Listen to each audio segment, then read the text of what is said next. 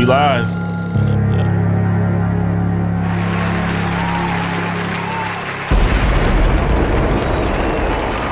Welcome back to Elaborate.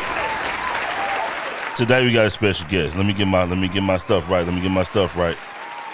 We got creator, casting director, videographer, film director, hip hop historian, producer, content creator, professional iPhone camera photographer. We got to talk about that. We got Dana Christian in the building. Elaborate. Straight up, man. How you doing? I'm good, bro. I like that whole little setup, man. The whole build up, the ambiance with it. Oh yeah, I'm a producer at heart, man. I could produce a show. Like you produce a show, I could produce a show. I see that. I got the vision. Okay. The problem would be the bank account. Yeah. But yeah, man, how you doing, man? How your mental health? How your creative mind? I'm good, man. I appreciate you asking about that, man. I don't think people ask enough about that, especially on the mental health side. Mm-hmm. I'm good today. I'm good. It's always everybody had a ups and downs with different things, but overall, man, I'm good. I try to make sure I take care of my mental health, my body, because all that is in line. Yeah. And yeah, man. You know what I'm saying? Feeling really good, man. Thank you for having me. Oh, yeah, I appreciate you coming, man. How your creative mind? You know what, my creative mind, man, it is.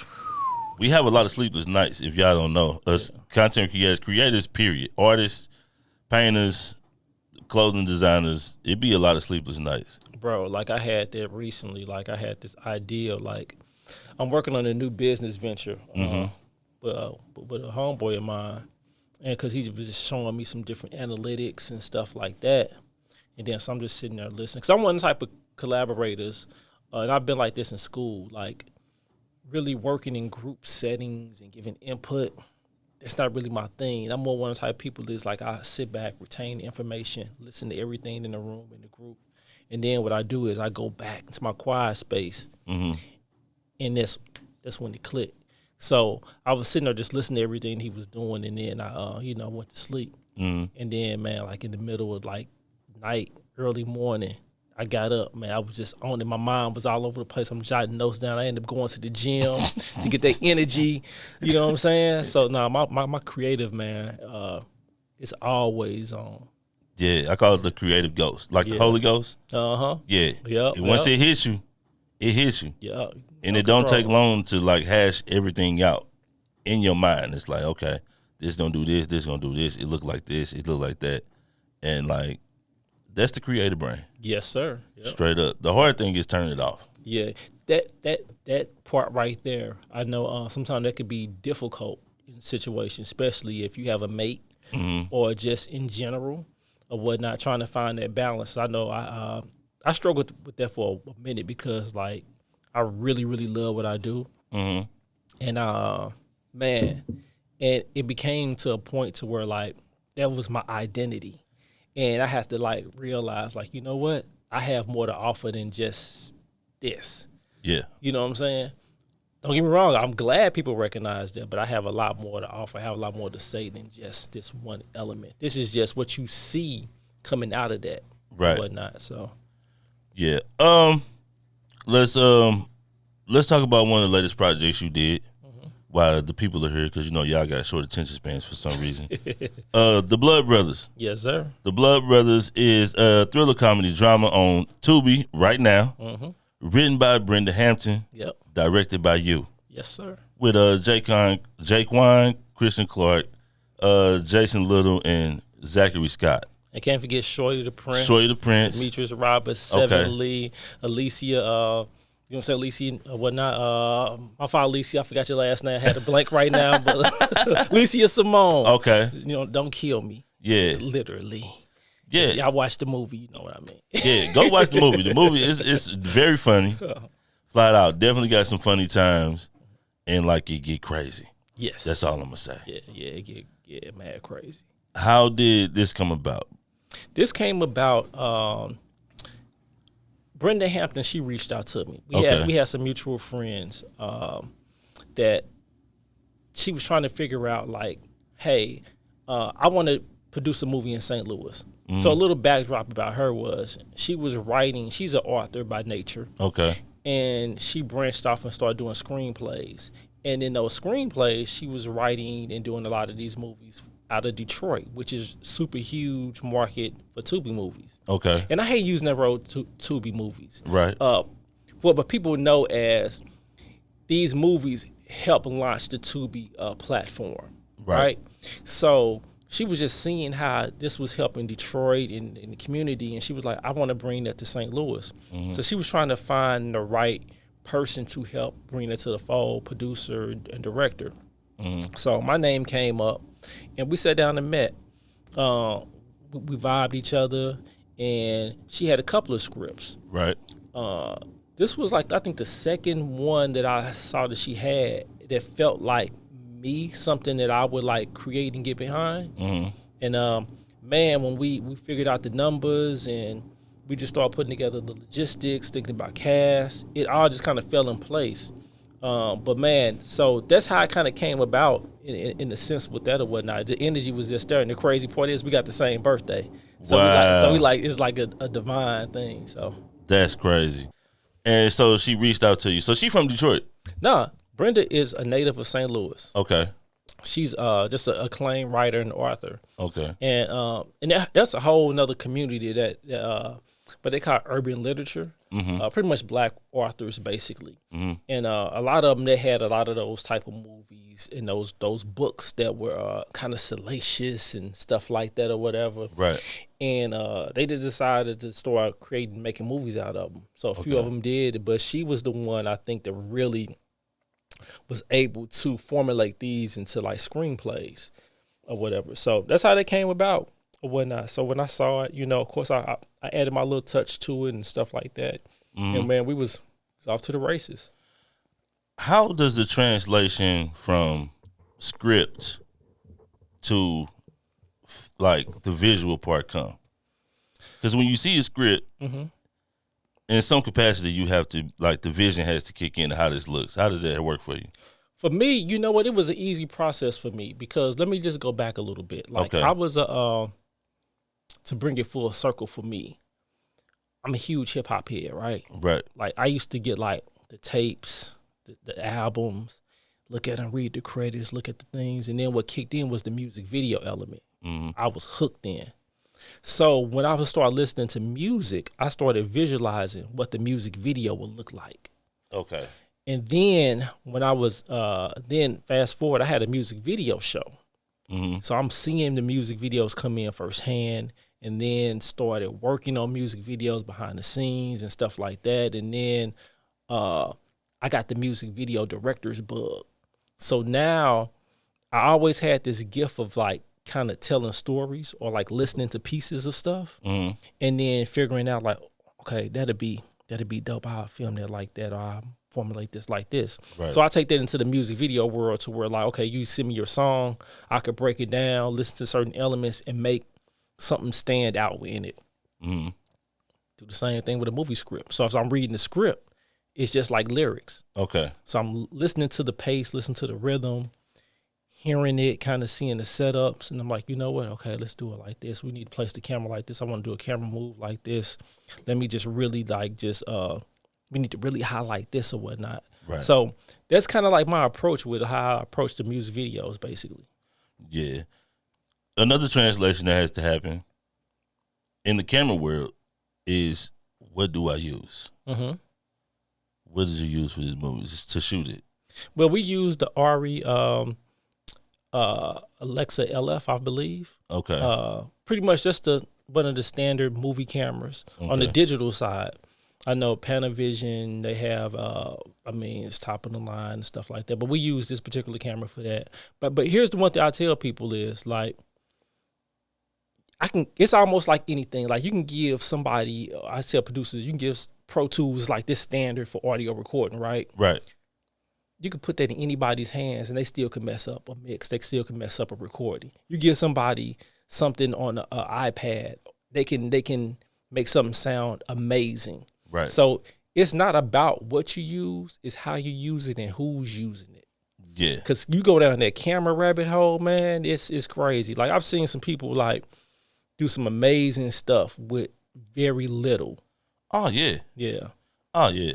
It's, like you said, like, I think they say, like, 92% of people know how to, like, work everything in their cell phone. Mm-hmm. Like, people never know all the ins and outs of everything that their cell phone could do. Yep.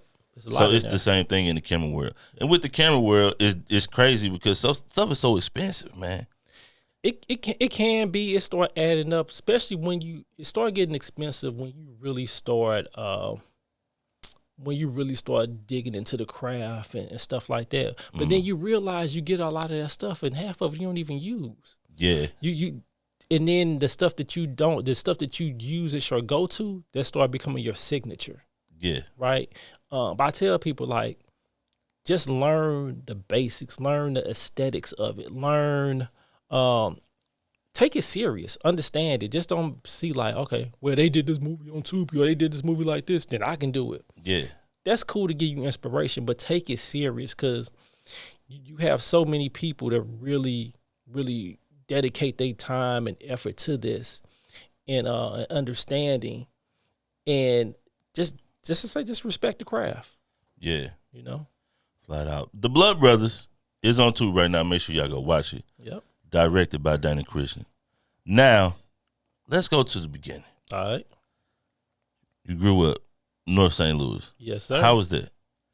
Man, it was dope. The time frame I grew up in, it was cool. It was that it kind of reminded me of the parallel between me coming into like the film industry. Okay. I grew up in a time frame to where it still was values, it still was respect, but it was street.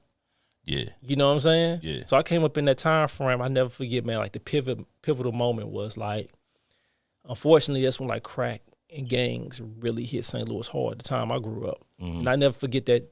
For I felt it was the pivotal moment when the movie Colors came out.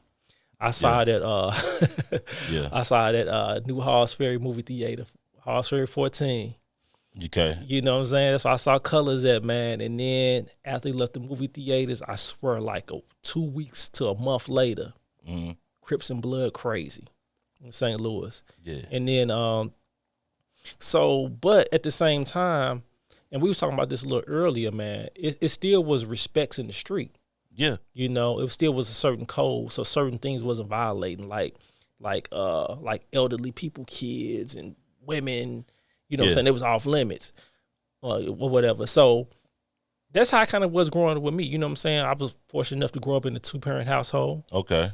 And, you know, at the time, I guess we would be considered middle class. So also it was at that pivotal moment where, like, a lot of African-American people was moving to North County.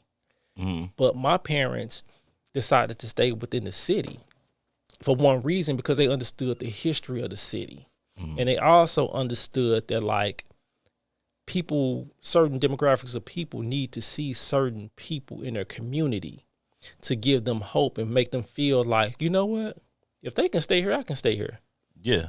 You know, so yeah, this is just a little bit about like how, you know, how I kind of grew up, you know what I'm saying, the youngest of 4. Okay. You know what I'm saying? There was a kind of a big age gap between me and my sisters right above me. So, oh, your spoiled ass. You was the baby. You know what? The cool part about it was, though, man, I had that freedom, to really explore and to really do more than my siblings did. Yeah, because the hard standards usually get put on the older kids. Yeah. So by the time they got to me, they was like, "Look, it's time out. We ain't dealing with all that. We ain't chasing your ass around." Y'all get to do what you love, the do what you love aspect of life. Yeah. And I appreciate that. I think they helped me a lot. Yeah. So what did mom do? What did pops do? My mom was a teacher. My father, he worked at General Motors. Okay. And whatnot. So, you know, considering back then, those were considered, you know, some pretty good jobs. Great jobs. You know, or whatever. So yeah, so that was the thing. But like I was fortunate enough, man, and I reflect on this because I remember when I went away to college, my 2 roommates, I was telling them, I was like, yeah, my mom, father, this and that. They're like, your father's in the house? I was like, yeah. They was like, you an alien. They was like, you the only person I know had a mother and father in the house. And then I was like, word. But then I started thinking I'm like, you know what? But a lot of people, a lot of cats in my block that I knew, I saw their fathers. Either their fathers was in the house, Mm-hmm. or I saw their father at some point or multiple times come around. Yeah. So it wasn't like the father was just absent. Mm-hmm. It ain't like how it is now. Right. You know what I'm saying? It's crazy out here now. But yeah, but I thought about that, man, because it's one of them things you take for granted. You do. You know, At the time, you do. Yeah. But I was pretty blessed and fortunate to have that. College, what high school you go to? I went to Bishopsburg High School. Okay, where was that at? That was probably open before I was born. I'm 83. You know what I'm saying? Nah, the Berg been around for a minute, man. It's a Catholic high school on the south side of St. Louis. Catholic high school. How was that? You know what? Catholic schools, I had a Catholic school journey, so like my educational journey was crazy. So I started out going to a Catholic grade school. Then I switched and went to a public grade school. Okay. Then I went to a Catholic middle school. Mm. That was in all these schools right there. It was predominantly black. Okay. Then I decided to go to a almost not necessarily all white, but a more predominantly white Catholic high school. Okay. And I never forget, my mother asked me why did I want to go there, because the obvious choice for me to go was Cardinal Ritter. Right. I said, well, this is what I want to do. I said, because for one, I want to be an architect. Okay. And I know that world is very diverse. Mm-hmm. So I wanted to get that diversity up front to understand how to interact with other races of people. Mm-hmm. And second, because I knew I wanted to go to an all-black university, HBCU. Right. And then thirdly, I was like, cause shit, I want to play varsity my freshman year on the basketball team. That's a fact. that's a fact right there. Now, That's a fact. You go to an all-white school, you definitely go start, nigga. Hey, that's a fact. And not saying I couldn't have on Cardinal Ritter, because they was Coach Thomas, man, they was really wanted me to get over there. It was around the time like Jahadi White was over there. And I think about that because like, man, they had when I was playing against them, they had the biggest front court in the nation. Jahadi White was like, what, like 6'7", 6'8". Damn. Lauren Woods, he was a 7-footer. Chris Carrawell, he was 6'6". And it's a Cardinal Ritter team. What year was this? This was like in the 90. I think when they all was together, that was like, because we beat them my sophomore year. Okay. In Cardinal Ritter. Ooh. Yeah. Okay. Yeah. So this was going into my junior year. So this was like 92 through like that 94 time frame with them. I want to say they had one of the biggest front courts in high school nation. How y'all beat them? What was our strategy to beat all these big dudes? Well, see, like I said, that was my sophomore year we beat them. Okay. So that's before they had them. So the crazy part is, it's a game Jahadi didn't play in. Okay. For whatever reason, I don't know why he didn't play. Okay, we're gonna say ankle injury. Yeah, we're gonna say that. Okay. And then their team wasn't as strong as it used to be because they lost a lot of players or whatever. And then my coach, he had a strategy. It's almost similar to like the Golden State strategy at the top of the key where you're passing around the ball. We called it the wheel. Okay. So we kind of like had them switch. We were switching around and they was tracking, and then we'd get a break. You know what I'm saying? Cut to the basket. So now we had 3 people at the top, had 2 at the bottom. Then when that person break, we had an advantage of like a 3-on-2. Right. And then we could split off and stuff like that. So man, it was crazy because I never forget because, back then, Cardinal Ritter was in the hood. Yeah. And so, like, it was some cats walked in towards the end of the game. They looked at the scoreboard. They was like, yeah. Hey, how y'all beating them? Yeah, this shouldn't happen. Yeah, this shouldn't happen. Yeah. It's crazy that you had, like, the wherewithal at the age of 13, 14, going to be a freshman to, like, break down why you wanted to go to a school like that. Yeah, yeah. I wasn't thinking like that at all. I'm U-City born from grade school through high school. So, yeah, I wasn't really thinking about nothing like that. So, any challenges in Catholic high school as far as, like, the teachers and any of that? Yeah, it was some challenges. Like, one of them was, well, let me just say this. Socially, I was able to really find my footing in my voice. The one thing I realized was I was a people person. Right. Regardless of who you were, I was able to find a way to connect with you. So on paper, it would look like I was I should have been like, technically I was like considered like one of the popular people in school, right? Right. You know what I'm saying? The jock, because like I never forget some of my classmates. They used to be scared to talk to me because they was like, "Hey, you this freshman, you play on the varsity team, you know all these people," and I was like, and they realized at the time, man, no, you really cool. Yeah. You know what I'm saying? This is something like my white classmates. Yeah, you was Kobe. Pretty much. Yeah. You know what I'm saying? So so for us with that, but then I also could like talk to the people that necessarily you wouldn't consider as popular either. Okay. You know what I'm saying? So like I was always about like treating people fair and treating people right or whatever. But some of the challenges was like, I think that I recognized was some of the staff, they didn't necessarily really know how to communicate with the African American students in a manner. Mm-hmm. Some of the other things, like technically like socially,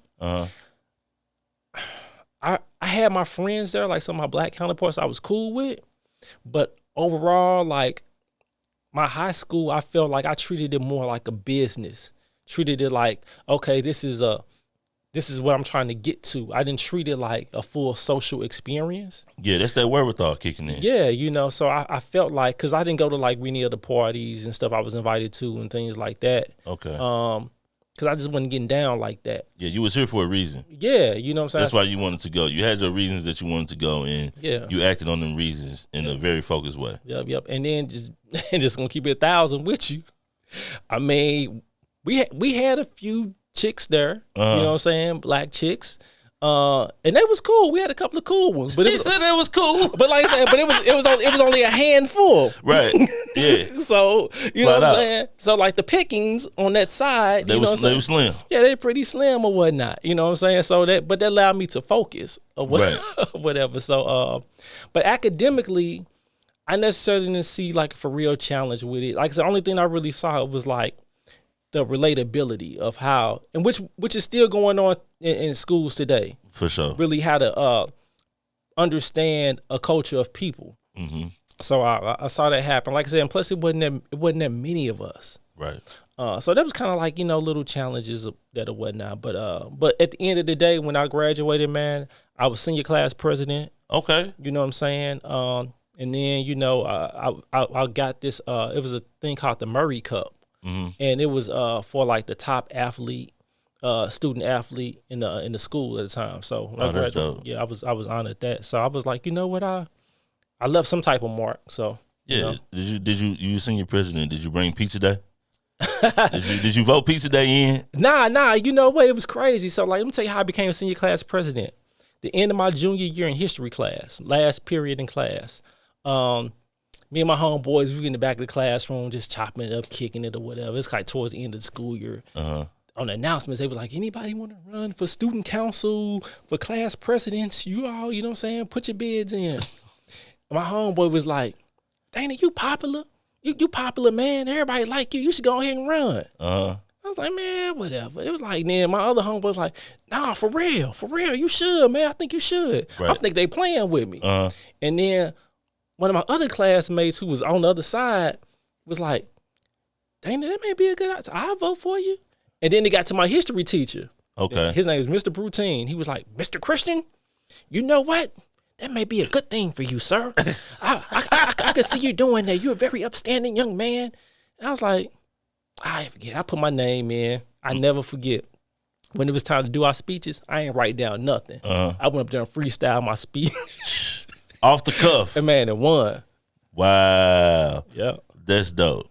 Yep. So then after that, HBCU, what HBCU you go to? Prairie View A&M University. Okay, shout out to Prairie View, man. Yes, sir. I was a band geek, so I know all about Prairie View and all of that. Yep. So how was that?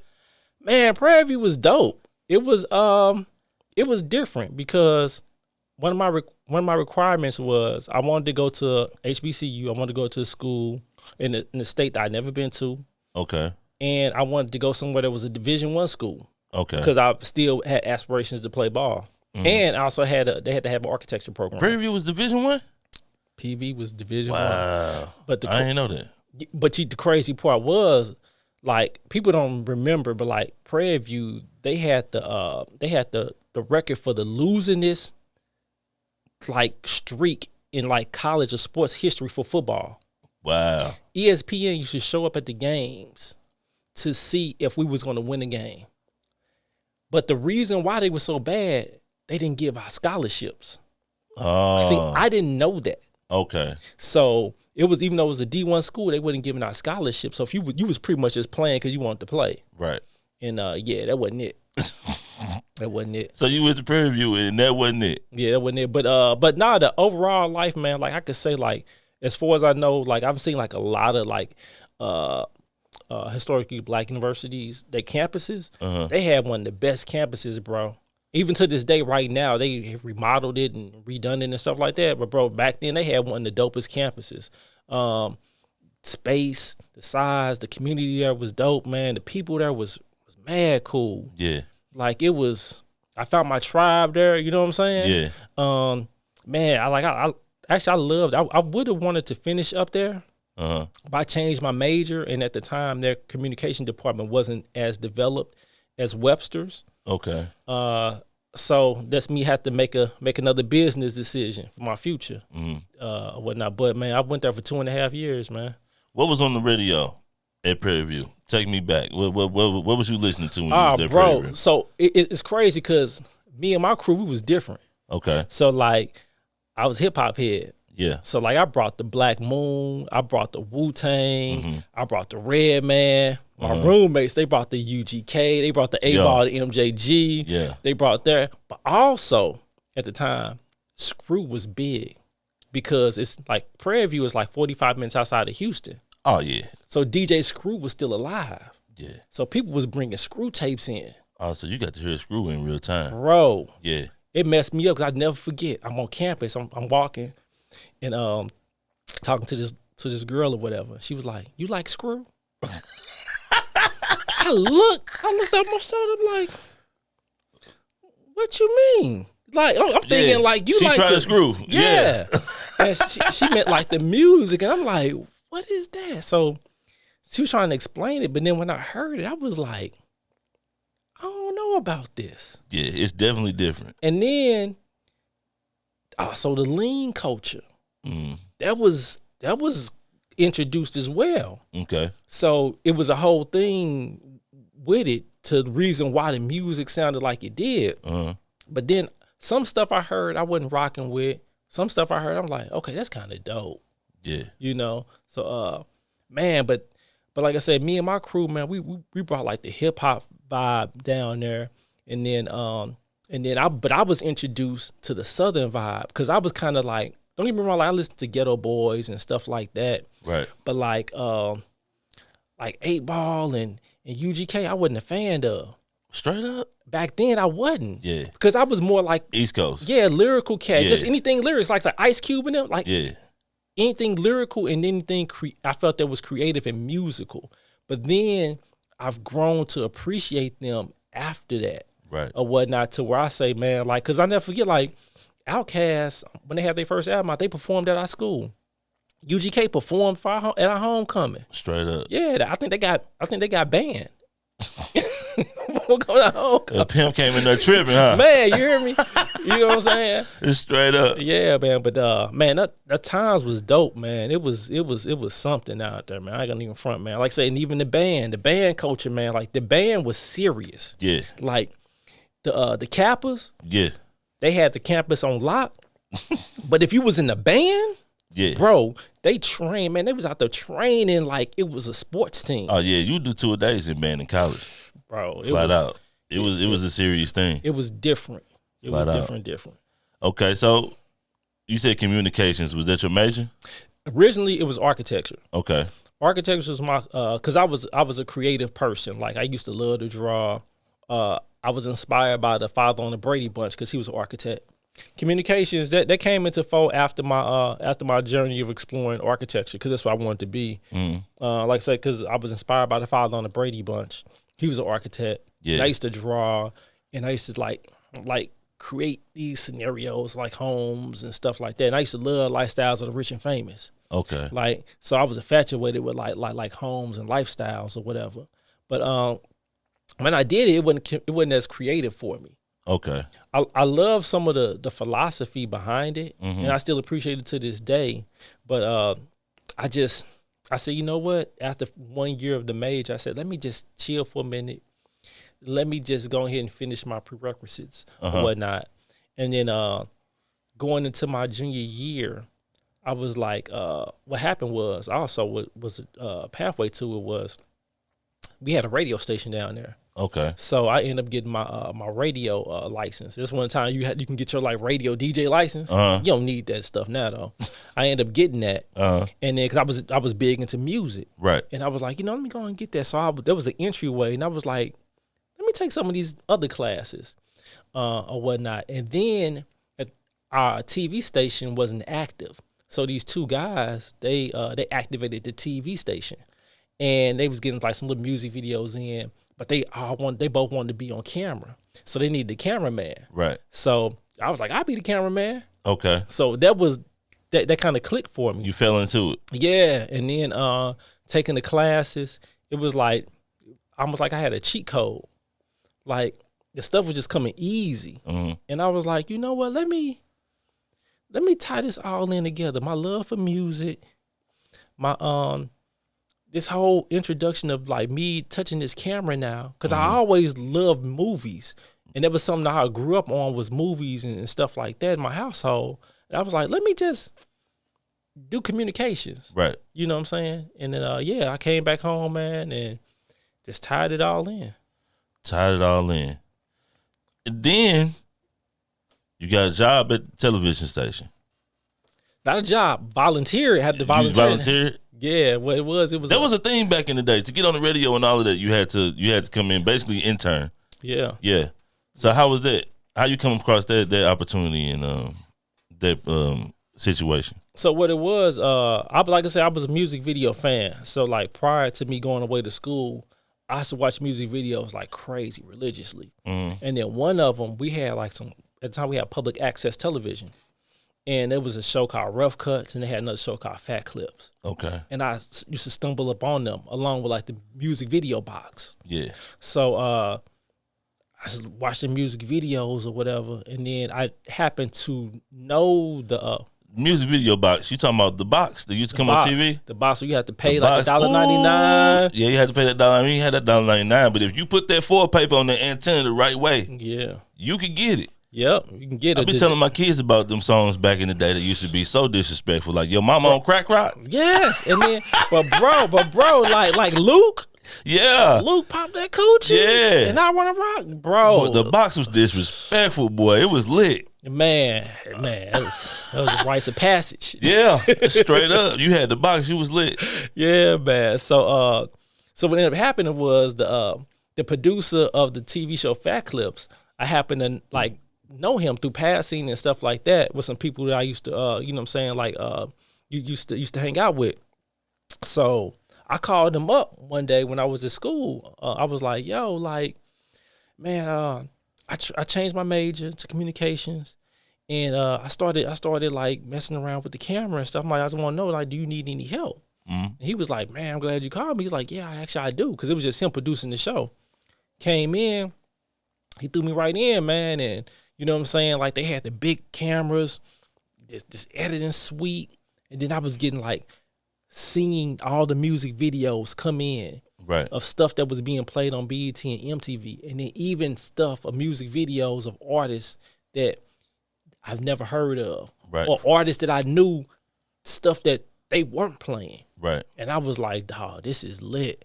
But the thing is, you have to volunteer. You don't get paid to work there. Yeah. So I was volunteering at the TV station, man. I did that that was what, in 90, I want to say 96, all the way up into, I think I want to say a little bit after the Saint Lunatics album dropped. Because that was my transition point of how I started rocking with them or whatever. Up until that point, like I think maybe like a year after that. That Free City album dropped. I was volunteering at the TV station, and then prior to that, I was volunteering at the TV station because I was calculating one day. I was doing over 40 hours of volunteer time at the TV station a week, going to school full time, and I had a part-time job. So, man, You was on the go. I was in the zone, bro. Straight up. I was in the zone. People was like, well, how are you doing that? I was like, well, because after I leave school, I go to I either go to work part-time, and then after I leave that part-time job, I go to the TV station after that, because TV station, I could stay there depending on what it was. If it was a concert that we knew we had an interview to do, them shows wasn't over with till like 12:30, 1 o'clock in the morning. Right. So I'm there, you know what I'm saying, that whole time, putting in those hours, and then that week of editing. So, and also the weekends. So I can accumulate a lot of hours. And if I didn't have to go to work, I would leave school, go straight to the TV station. Because like I said, you got to remember, like, I was going to school in the field per se. So the learning what I was getting, I was seeing it firsthand. So I wasn't even really studying. Right. It just made sense. I'm like, I already know this. So yeah. I'm just waiting for they give me my date so I can just get my paper. Exactly. You know? So yeah, man. So it was that's how my journey came about for us with the TV station. You have in hearing your story, you have a constant sense of being locked in. That's a gift.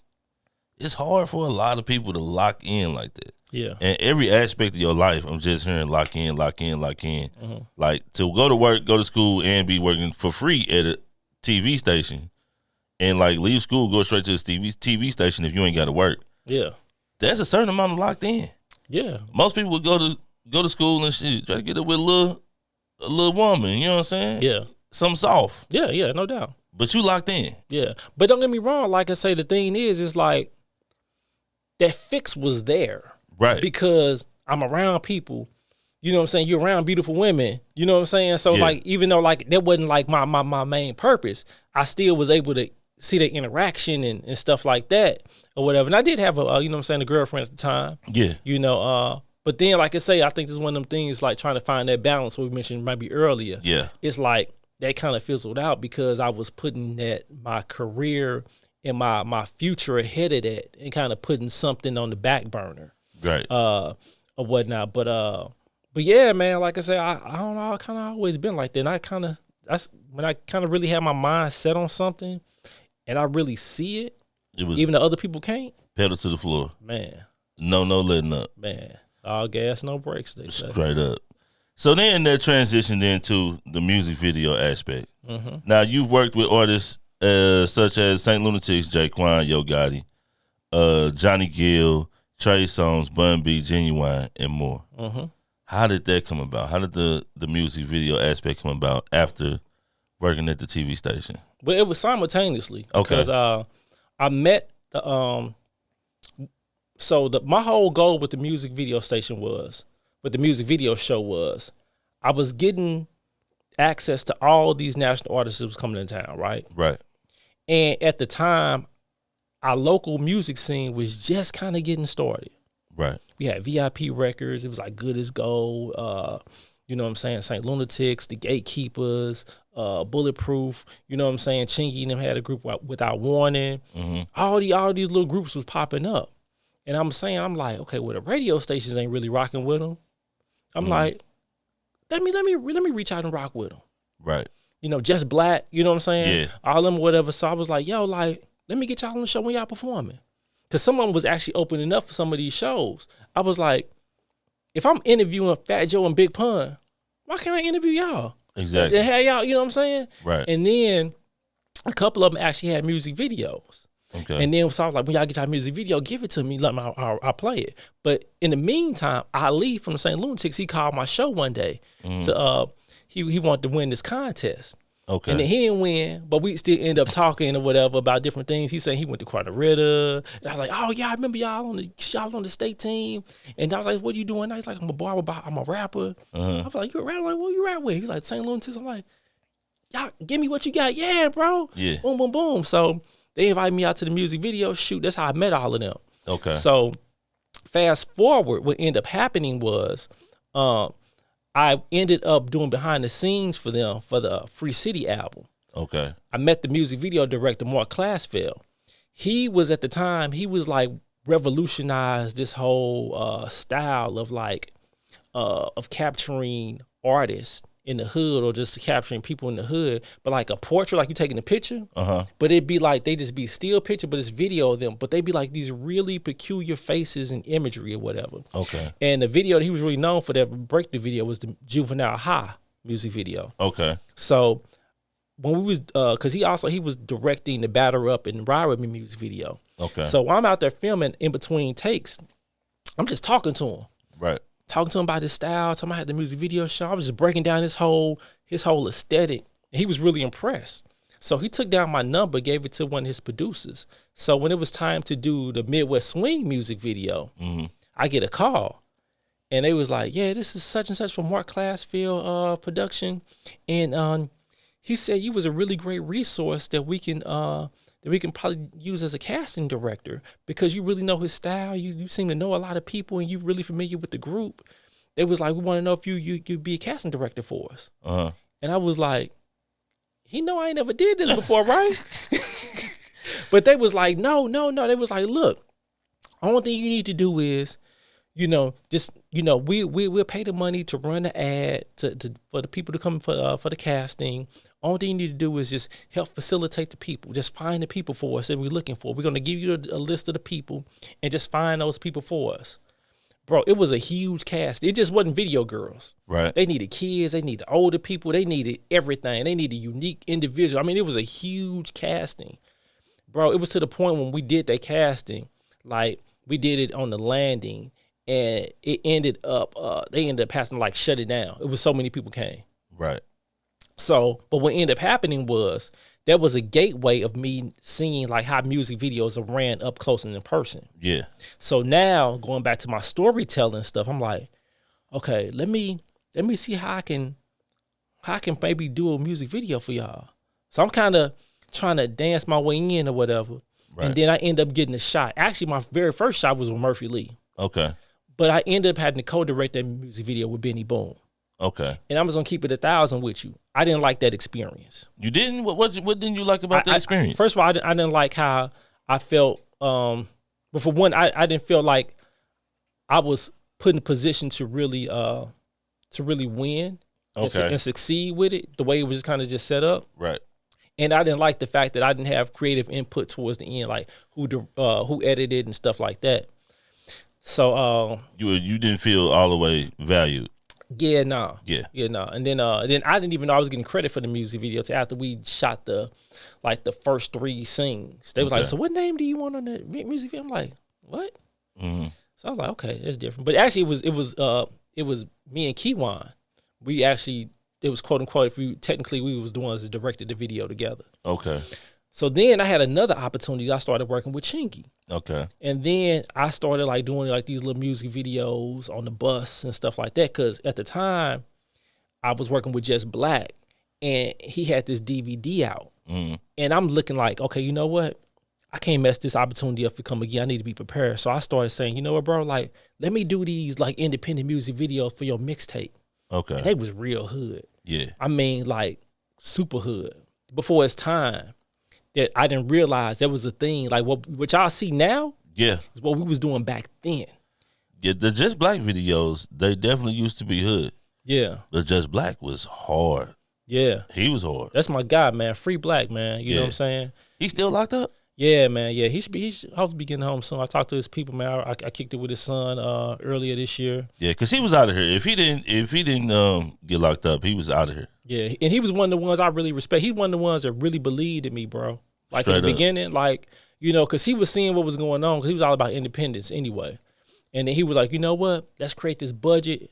Let's do these music videos like ain't nobody seen before. And actually it became the blueprint for World Star Hip Hop. Mm. So Chingy saw the videos and he was like, damn, well, they super hood for the content. Yeah. But I see you know how to shoot a music video and direct. Yeah. So he was like, I want you to do one of my singles. So he had Baller Baby and then he had a remix with Lil Flip on it. Uh-huh.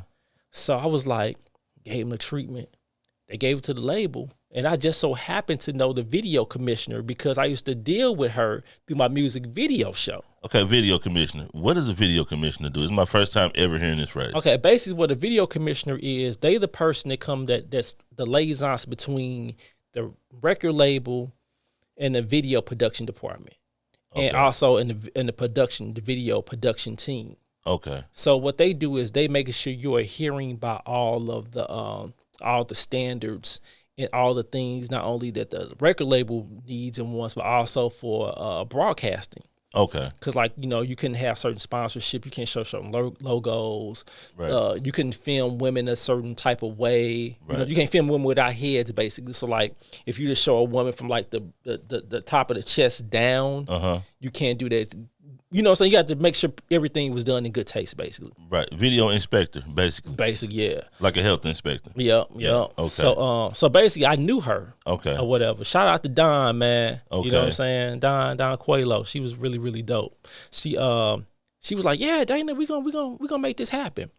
So she was trying to push it through, but the thing was, they was like, well, yeah, we saw he did that video, but you know, at the time, who did your music video was a thing. Yeah. So it was like, man, like they was hesitant. So I just so happened to be on set of Nelly's 999 music video on Natural Bridge and Kings Highway. Yeah. And the guy who directed Jaquan's Tipsy music video, I knew him because I casted that video. So I'm casting the music video for this video as well. Okay. I turned to him, I said, Life.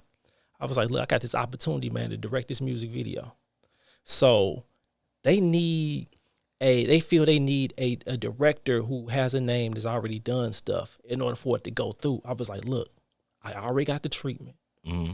I already got the casting on. I got the locations. Mm-hmm. I just want to know, would you just put your name on it and co-direct with me? Exactly. He said, I'll do all the legwork. Right. He was like, I was like, and plus they had a budget.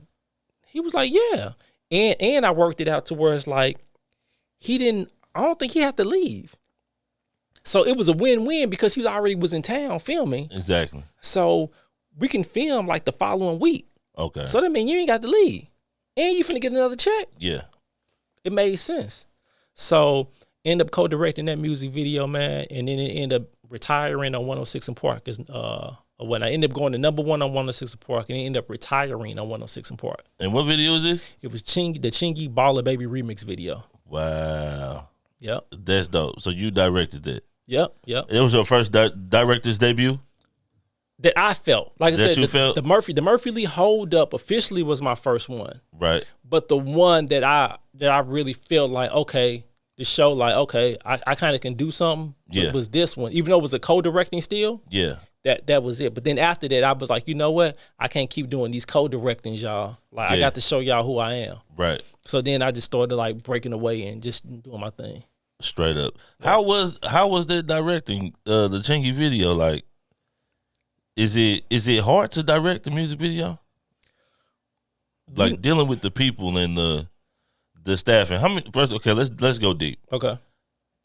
If you're directing the video, how many working people do you need on your team to make this happen successfully? Well, back then they had budgets. Okay. Like they had really, really nice budgets back then. He said back then, you niggas ain't got no budget no more. Nah, for real, man. Like, and that's the sad part, man. Like, that's the one reason why I kind of like semi don't really like do music videos no more. Because for one, I feel like a lot of artists aren't as creative.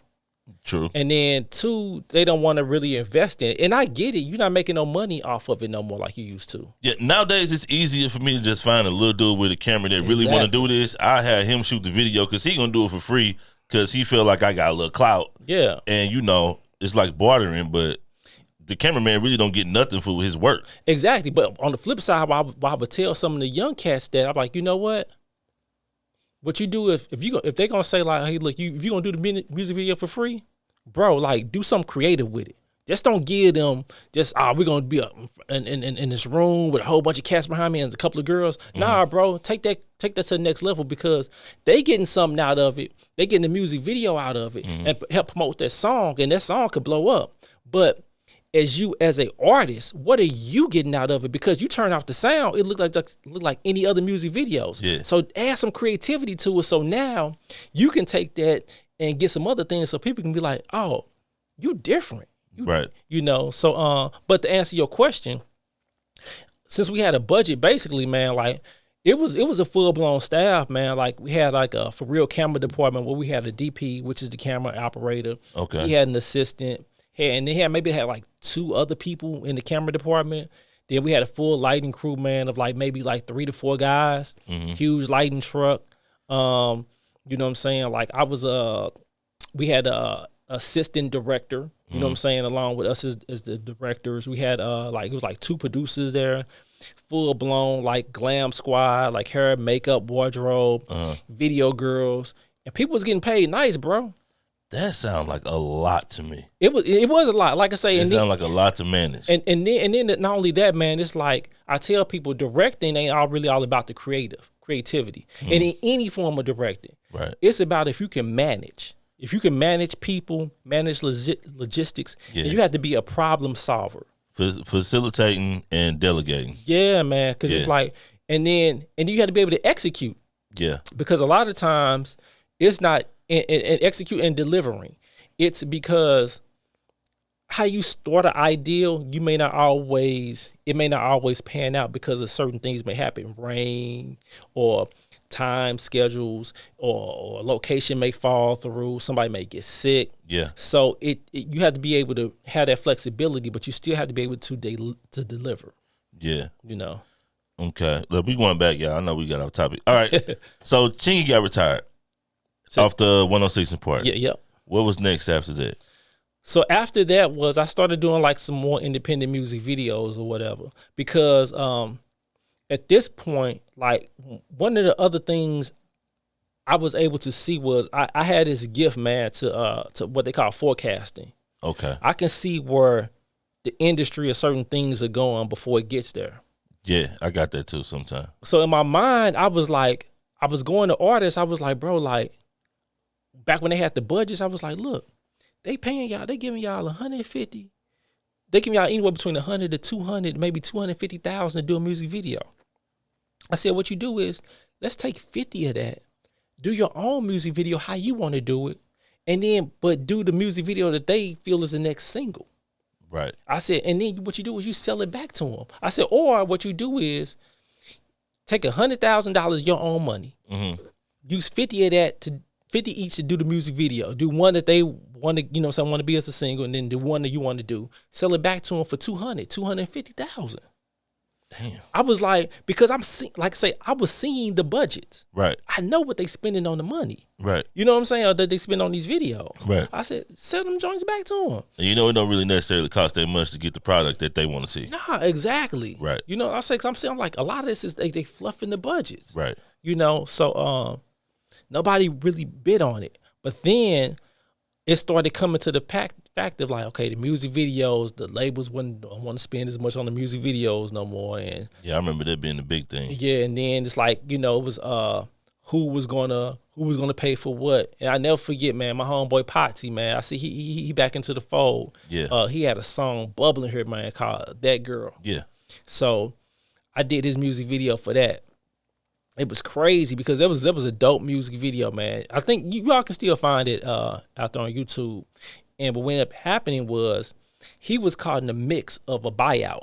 So he was signed with an independent label. Okay. And then he's supposed to got upstream because the song was picking up. He's supposed to got upstream to the major label. Mm-hmm. But in the meantime, how it was working was if you had a song on radio, you supposed to have a video come in soon after to help give it legs to go to the next level. Right. So he was in that middle to where it's like, okay, the song is picking up. I need the music video. But then the labels was like, well, if y'all finna sign him, we ain't gonna pay for it. And they was like, well, we ain't signed him yet, so y'all got to pay for it. Wow. I never forget, bro. The day of that shoot, the manager and somebody else, what was it? We did that shoot operating off of maybe, I think like $5,000. Wow. And this we shooting on film back. We shooting on film back then. Right. So if you, I don't know if you know about film, the processing, the rolls of it, it's not like digital. Yeah, it's not.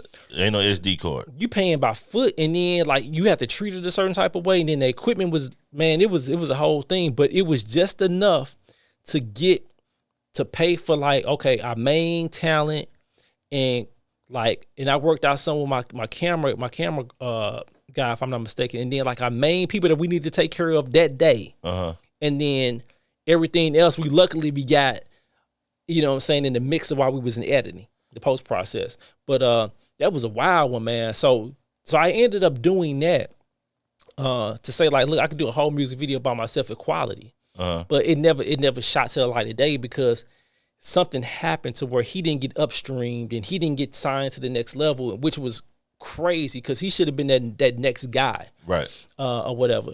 So I kept hustling, and my name started getting around or whatever. And eventually, you know, I got a call from Yo Gotti's people. They wanted to rock with me because I did a music video for Just Black. Okay. You know what I'm saying? I did a video for him that featured Yo Gotti, Gorilla Zoe, and Just Black or whatever. And then Yo Gotti, he saw how I got down and what I was doing, so I shot a video for him. And then it just started going. It just started going from there or whatever. And then I started seeing, like I said, the budget started becoming less of a factor. And I'm like, okay, well, how are we still making this stuff happen? So I'm like, you know what, let me just start shooting this stuff on digital. Okay. You know what I'm saying? Right. And then people at first, they was kind of trying to clown it. They was like, oh, it don't look like this and stuff like that, because they was used to seeing things a certain type of way. Yeah. So sometimes it was kind of a little hard to sell it, but the creativity and the ideas was there. But then now you fast forward, everything is digital. Oh, for sure. So if you go back and look at some of the music videos that I did back then, you like, damn, it was almost like pretty much like it was shot 5 years ago, yeah. 6 years ago, yeah. You know what I'm saying? But I saw where that was going, and then I was even introduced that to Yo Gotti, because that's when the Red camera was out. Right. And then because he was like, well, we ain't gonna shoot on film. I was like, nah. I'm like, this is the camera right here, bro. Like this is the future of where it's going. This is cheaper to use. It's easy to use or whatever. And this is the future of it. I'm like, this is the closest thing to film. Okay, film. You say you had to pay by the yard. The foot. By the foot. Mm-hmm. How much was a foot? Whew, it depends, man. Depends on the film stock. For us with that, like, I personally never bought it because what we did was, when we was shooting on film, it was factored into like the budget. Yeah, our line producer. We have a line, but the line producer is a person who goes by line item and say, okay, based off of numbers, they know like, okay, regardless of where you go, this is how much is the lighting crew would cost. This is how much film would cost. Okay. So they have those numbers and they have those connections, those resources to say like, okay, with the DP, what film stock are you shooting on? Okay, using Kodak, or using Fuji, okay, whatever, okay, which model? Okay, then they say, okay, well, this is how much this costs. Okay. So I never per se bought it, but we had a workaround to where, like, if you wanted to shoot on film and you didn't have a budget, what they do, you can get short ends. So basically what short ends is, like, so you have a roll of film, right? Right. And then say if you don't use all the film, you still have film left over. Right. Which is short ends of the film. Okay. And then that'll get shipped to a place or whatever who can piece it together or sell you the reels. Okay. Short ends. So on the typical film reel, I forgot, like maybe you get like maybe 5 minutes of runtime on the on the film reel. On one reel? Something like that. I don't quote me on those numbers, y'all. I said, because it's been a minute I shot on film. But it's not. That's like, not a lot. It's not, yeah. So you have to be, like I said, directing back then, you have to be very precise. It ain't like, nah, just run takes. It's like, nah. Yeah.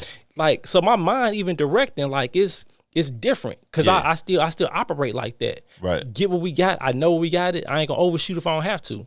So, but on short ends, sometimes it could be shorter than that. So like you have to like, you run into the reel, run out, and then you pop in another one real quick, and those was cheaper. So how many reels would you use? Or if you're using full reels, how many reels would you use for a music video? You know what? Back then, I'm trying to remember. Because, you know, back then I'm figuring like, you know, songs were longer. Yeah. You know, everything, it was 3 verses. Yeah. Back in the day. I'm gonna have to do my numbers on those reels again. Cause I'm thinking like we maybe had like maybe 5 reels of film. Yeah. Maybe. Yeah. 4 I would to figure 5. you try to use one reel a scene. You probably doing 3 to 4 scenes in the music video. And, you know. Yeah, it was yeah, like so, but also depend on your budget.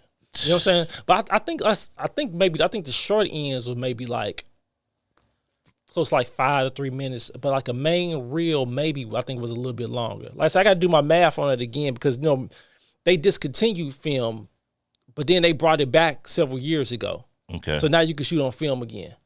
Would you like to shoot something on film? Yeah, actually, I got an 8mm little camera, man, that can shoot some little Kodak film or whatever. Straight up. Yeah, yeah. Just for the nostalgic purpose, even though you can still do it in post production, but it is a certain feeling, a certain aesthetic that you just can't reduplicate when you shoot on film. And that's the thing, like now they got the filters and the you know, all the stuff that you could just plug in to make it look like it's shot on old film. But for something to be authentically shot on film, I think it's just, that's dope. Yeah, it is. Especially if it matched the product. Yeah, yeah. And it's funny because actually I kind of can tell when something is shot on film because I noticed like based off of how the camera movement is, like or lack thereof of a camera movement. Like Ava DuVernay had a movie that just came out called Origins. And then when it first came on, I was like, okay, she shot this on film. Right. You know what I'm saying? Right. And then it was a season of Atlanta on FX, and I was like, they shot this on film. Straight up. Yeah, I could tell. Wow. Yeah. That's crazy. I wouldn't expect them to do that. You know, as far as budgets. But nah, but they probably give them the budget because the show is so big. Yeah. We give y'all whatever y'all want. Yeah. Just get it done. Like I said, and it's a certain aesthetic. You know what I'm saying? Like Okay, so Red Cameras came into play with Yo Gotti. Did he let you use it? Did he like it? Yeah, yeah. Did he fall with it? Yeah. We did it because when he first saw it, I used it on the video I did with Black. Okay. Then I did it for this other artist called Lil Will. He was out of Dallas. He had a song called Bust It Open. Okay. Bust it open and I bring it right back. Yeah. And then because Murph had a remix for it. Yeah, he did. So I ended up doing the music video for that and we shot it on the Red. So he saw those 2 videos and then he was like, he kind of was sold on it then. He was like, all right, cool. He was like, let's go ahead and, we're going to go ahead and rock with it. Straight up. Yeah. Interesting one was Johnny Gill. Yeah. When I saw Johnny Gill, I was like, what, how did that go? Like, what was you doing for Johnny? So Johnny, he was signed to a record label here in town. Really? Yeah. Him, Genuine, and Ron Isley. They were signed to this record label called Notify Records. Okay. Based here in town by Ira DeWitt. Okay. So, and her whole thing was she really loved music. She really loved like that 90s type of music. So a lot of these artists, they was out of their contracts. Right. So she had an avenue and a platform for them to go independent with their music. So she came to me and was like, hey, look, I got this Johnny Gill project. We want to do something with it. And I came up with the ideal of let's do it like a little series. So we would take these 3 songs, 2 of them be snippets, and they be continuations. So one tells the story at the beginning that leads into a song. It cuts off to a continuation to the next song, and then that story plays into the final song, which is a full version. Yeah, Trapped in the Closet theory. Pretty much. Yeah. You know what I'm saying? And then that was really a dope project, man. He was really cool to work with, man, because like I said, he's a legend. Yeah. And it's funny because I told him, I was like, man, like, well, he wasn't with them at the time, but that was one of the first concerts I went to was UTFO, Fat Boys, and New Edition at the Fox. Wow. Fat Boys. I used to rock with the Fat Boys heavy. Yeah, man. Yeah. Hey, yo, Fat Boys, if you go back now, listen to them, they had bars, dog. Hey, Fat Boys was hard. They had bars. They used them as like a little gimmick act, but they was spitting, The Fat Boys was hard. Yeah, man. So, when did you start to fall off of the music video train? When the budget started falling, and when people were calling me and saying, "Hey, man, I want to do a music video, but I don't want to do nothing real crazy, man. I got like $500, man. I just want to do like shooting 1-2 scenes." I was just like, bro, like, nah. I'm like, cause now it's like monetarily, like I'm like, that don't really like. I got to shoot the video, bring my own gear, and edit it. I'm like, bro, like that ain't. Yeah. I'm like, nah. I'm like, that ain't good time management of me. And then some of the songs I was hearing, cause I got an ear for music. Right. I'm like, some of the songs I was hearing, I'm like, bro, this ain't. I'm like, do you have any leverage on this song yet? Like, so you just gonna put this money out here just to what you really doing with this? Right. How is this where's this going? I don't see it going anywhere. So yeah, so I backed away from that, man, and slowly but surely. But there's been a few artists that I really believed in that I have kind of like, you know what? All right, man, I work with y'all. You know what I'm saying? Because I really, really believed in that music. But it's only been a handful of those. Wow. Yeah. So cats wanted the videos for the low. Yeah. And I get it. Yeah. And like I said, a lot of cats, they use that model and they came up. Because think about it, if you're getting $500, bro, a day, Yeah. or like you do 2 music videos a day, like real simple, Yeah. $500 a day, you do that maybe like 4 times a week. Yeah. You And winning. Calculate that. You making $2,000 a week. But what happens is, going back to the theory, Mm-hmm. that next little young cat come up and say, I'm gonna do your music video for $400. Yeah.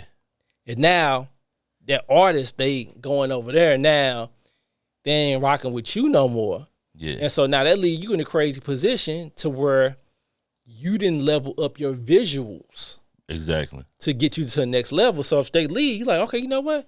Now my visuals are good enough. I can put together like a little package and, you know what I'm saying, and try to sell myself to a bigger artist. Yeah. You know? So after the music videos, where did you transition to? I started getting more into like I was doing a lot of event stuff. Okay. I was doing a lot of events, like kind of high end events, corporate stuff, some branding things. Mm-hmm. I was really getting off into that. But then I ended up going into the reality TV show world. Okay. End up going into that because I started like being out and about. I started meeting a lot of unique people and individuals. Right. And then it was one project that I had that actually went viral. It was a fitness trainer up in North County. His name was King James. Okay. He used to exercise, he used to work out these women or whatever. Muscle bound cat. He used to be an ex-stripper. Uh-huh. He had the do-rag underneath the fedora, and he had a wiffle ball bat. Okay. So he'd be out in North County, man, in one of them strip mall areas. He had the women working out on these cinder blocks. Okay. Like boot camp style. And if they mess up, he whack them with the wiffle ball bat. What? Damn. Oh God. Man, bro, he was going off on her too, man. get your fat ass up. And you had the privilege of filming this? Man, because what happened was when I met with him, he initially wanted to do a workout DVD. Okay. Some Richard Simmons type stuff. Yeah, you know. Yeah. But what ended up happening, he was like, at the end of the conversation, he was like, man, I really want to do a reality show. Okay. So I was like, well, let me see one of your classes. So I brought the camera to one of his classes, and I was like, In shock. I'm like, this shit off the chain. Yeah. Put something together, man. Bro, that thing went viral on Media Takeout. Of course it did. It went viral on Media Takeout. So, but then, as I started understanding that we needed a show concept, so we was like, okay, let's do another trailer and let's do it like almost like Flavor of Love, but it's like, I want to date my trainer. Okay. So like the women, he work out with the women, but then after the competitions, he get dates with them, and then he decide on who he want to rock with or whatever. It's crazy trailer that went on Media Takeout. That went viral too. But then when it came time to start showing, pitching the show, the business things started getting a little shaky. You know what I'm saying? You know, he's still my boy. Yeah. I'm gonna keep it 100.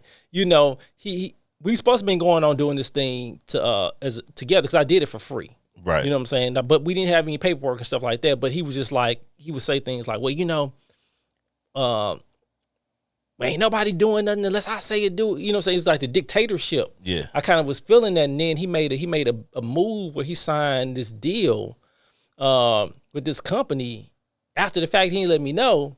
And I was just like, okay. He started ego tripping. In a sense or whatever. And I was like, you know, it is what it is. But that fizzled out. That didn't go anywhere or whatnot. But like I say, you know, it is what it is. You know what I'm saying? Like I say, you know, he's still cool peoples or whatnot. But then that led me to finding more shows, more people that I knew who had unique situations and stories, and those pitching those. But what ended up happening was, like, I saw with that he was able to get a deal. The next show I did, we was able to get deals. We had a deal. It was a celebrity chef here in town. Mm-hmm. She had a unique situation in story. We had a production company deal set up. That kind of ended up going south because someone was claiming stake to our show that didn't have the rights to it. Oh wow! Yeah, behind our back. And what show was this? What was the name of the show? Well, it's not a show because it was a concept. It was a concept, but we had the whole trailer, we had everything and stuff like that. But they ended up shopping the show behind our back, and then we didn't know. So till we got to the table and we found out. But then somebody else was trying to take claims of the show, and I'm like, "What's going on? People trying to?" So I knew I had on to something. Yeah, the good old copyright infringement. Yeah. But then like Dick Clark Productions, they wanted the show. Okay. Because they was getting off into reality TV. So a lot of people don't know Dick Clark Productions. They do like all the they do like the Grammys, the award shows, and all the stuff like that. And they also do American Idol. Okay. Go through a production company. So they was getting off into reality TV. Then when we was signed with them, they ended up getting rid of that division. So now we don't have a deal no more. Mm-hmm. So I had one more other show I had. It was centered around women kickball. Okay. This was the show. Fire. Yep. So now, because I'm learning everything. I'm learning what all I need to put in the scissor reels. I understand character development. I understand story. I understand like how the story gonna play out for a season, for the episodes, all that stuff. Right. Finally get a deal with BET. Okay. Man. And it was crazy because they have a thing like towards the beginning of the year where like only maybe like for 3 months where you shop your shows. And that's where all the shows get picked up at because the budgets are open up. We ended up getting the deal in December. That's unheard of. Right. Because everything is closed up. Like pretty much the industry is shut down. Yeah, fourth quarter is shut down. We got a deal in the fourth quarter, dog. Wow. And then it was crazy because the producer that I went through, she was shopping 2 other shows. They didn't want them. And then so she just happened to put our show out there, and that was the one they wanted. Women's kickball. Yep. So we ended up, they came in, we did a pilot. Mm-hmm. They was like, the pilot, they like, look, we're going to test the pilot out. The pilot tested well. They was going to start premiering it on BET before they went to like, and start taking it into series. We started doing the full season. During that time frame, the top 3 executives, they ended up getting fired and let go. They brought in 3 other executives. They had a totally different frame of mindset where they wanted the changed company, the shit to go. Yep, exactly. Yeah. They changed the whole format of BET. Yeah. So just to give y'all a reference point, Nelly had a reality TV show on BET. It was another show called Rock, Paper, Scissors that had a reality TV show on BET. I remember that. You wonder where those shows go. Where did Nellyville go? Right. They got rid of the unscripted TV shows. So wherever somebody told y'all, that's what happened. Those shows went away because they changed the format. And what they changed the format to was scripted shows. Mm-hmm. So what we saw that following year was the New Edition movie. Yeah. They went to, and then 50 Cent, he had all those shows on BET. Those were formatted shows. Right. Like game shows and stuff like that. And that's how he started breaking into the TV world. Yeah. Through that avenue. But that's what ended up happening, man, and the show ended up getting shelved. Okay, let's what goes into pitching the show? Man, for one, you have to really understand research. Right. You have to understand who you're pitching to. Okay. And then understanding what you have and making sure that aligns with what you're pitching. So match the network with the content. Exactly. You have to do that because you know what I'm saying, you look like a fool if you don't understand that. And being able to really do that. Then also too, you have to like, depending on the kind of show it is, you got to understand how this show works. Mm-hmm. Always having the talent. It always helps to have strong talent attached to your show. Right. You know, because people want to see, you know what I'm saying, people want to see somebody they recognize, somebody they can relate to. And then also too, making sure it's that that show you understand the audience that you're pitching that the show is for.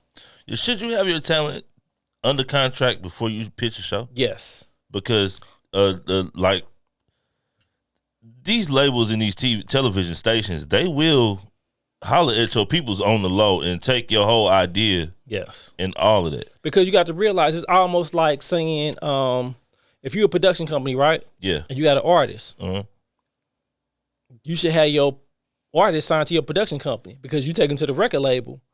They could just sign your artist directly, so they can get rid of you. They don't need you no more, and they can pair you with any producer that they want. Yeah, but luckily they don't. Record companies aren't in the business of signing artists anymore. They sign in production companies, right?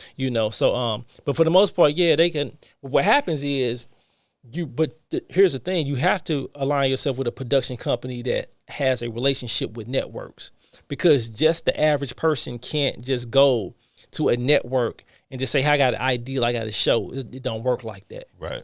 So when I hear people saying, oh, I got a deal with Netflix, I got a deal through Hulu.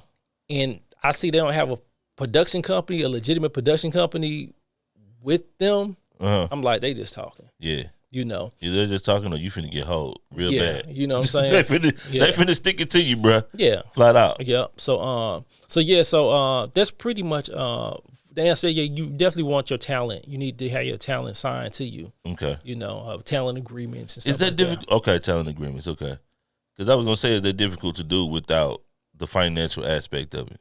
No, it's not, because what it is you just work something out with them. It's like, hey, look, because the talent they trying to get on, if it's so centered around them, it's like, if they not bringing money to the table to get the sizzle reels. At the time, it was a thing, sizzle reels, developed and produced and shot and edited. Then somebody's doing that, and if it's you, then you're the production company, so you sign them in agreement to that, and then you all kind of work out like, hey, look, we go to the table, this is what happens or whatnot. Right. But y'all have to make sure y'all go to the table together as one unit. Yeah. I think in that, on the business side of things, it's complicated because the contracts and those things usually need to go through a lawyer. And lawyers ain't cheap. No, it's not. No. So a lot of people just don't do it because they don't have the money to pay for a lawyer to get it done. Are there other ways to get around that?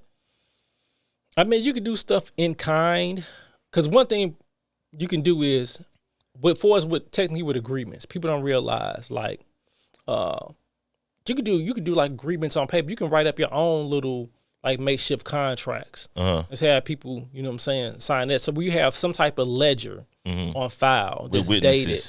Yeah, have something if you can't necessarily for a lawyer, but you got to realize, like, what you don't pay on the front end, you're gonna pay on the back end.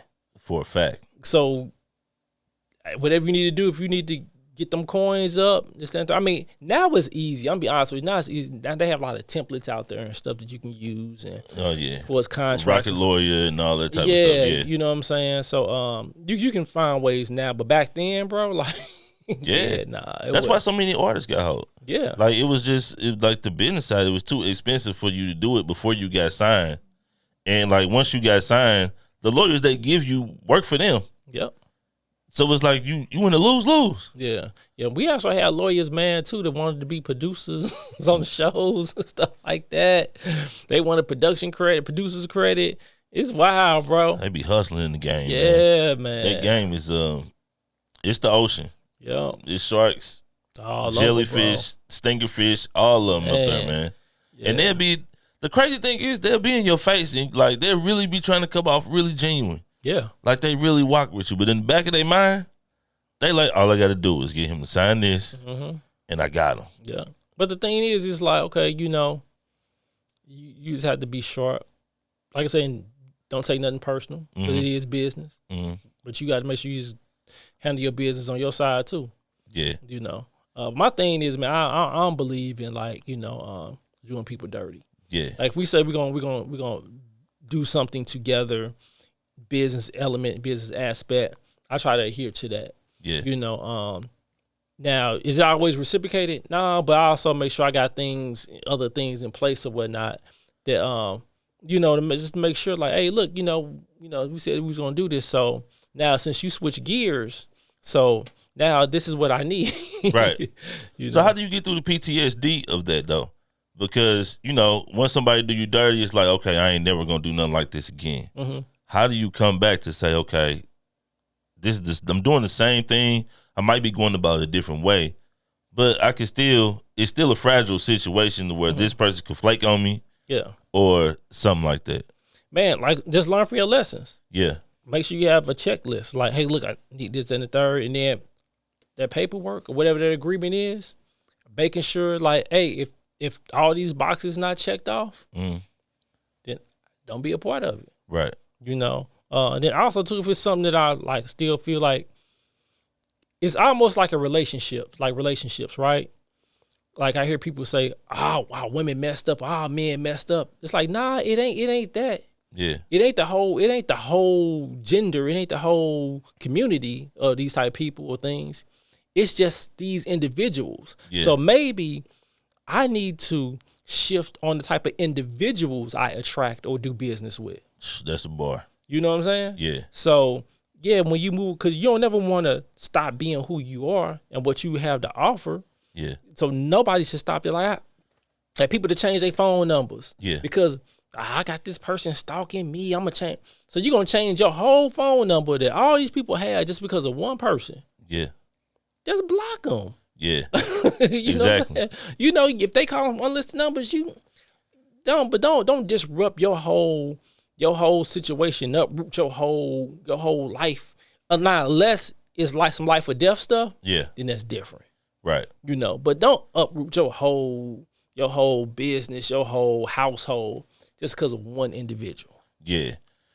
And I understand what you're saying. It's like if you can't get over 6 months in a relationship with these dudes and you met all the last dudes you've been dating for the last 2 years in the club, then stop going to the club to meet niggas. Maybe. You know what I'm saying? You like, know, let's think about that. Yeah, you know what I'm saying? Like, maybe think about that. That might make sense. Yeah, you know what I'm saying? Yeah. Like, just think about that. I just tell people, I was like, bro, like some of the baddest chicks that you can go meet. This is like back in the day. I was like, man, go to like Target.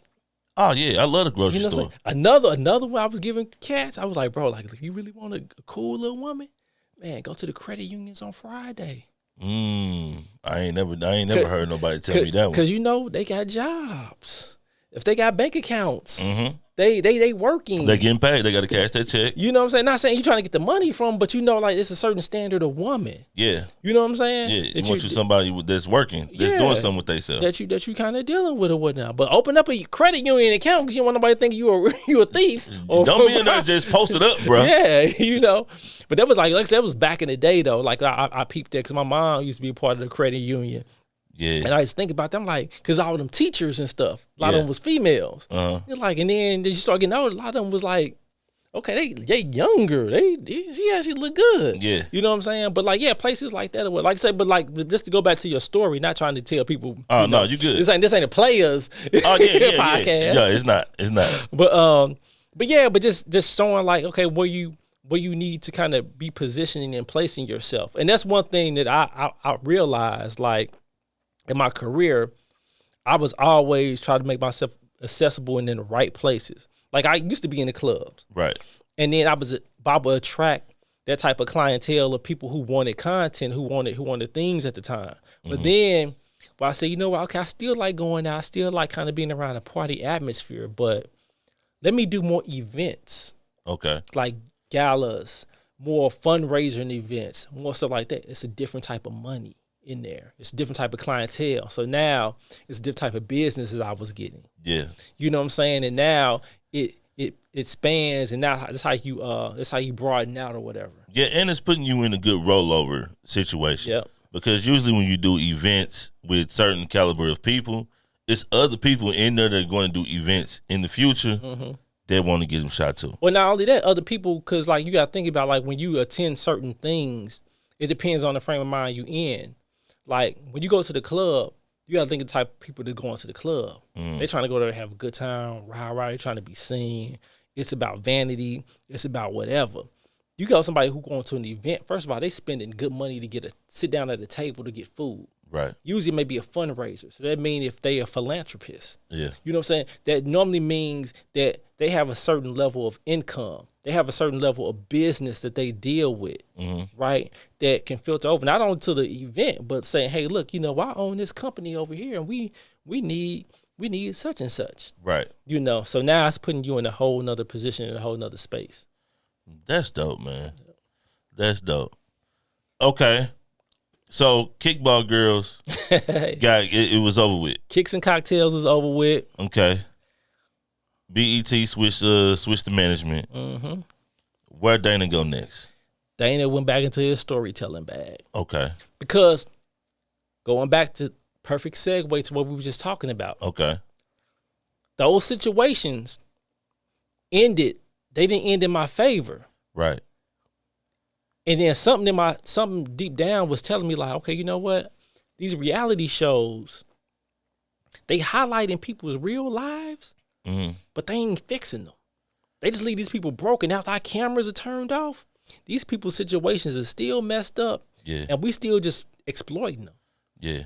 But I love telling human stories. I love meeting people. I love hearing people's stories. So what can I do to still get that feeling, but do it different to where it's helping? Right.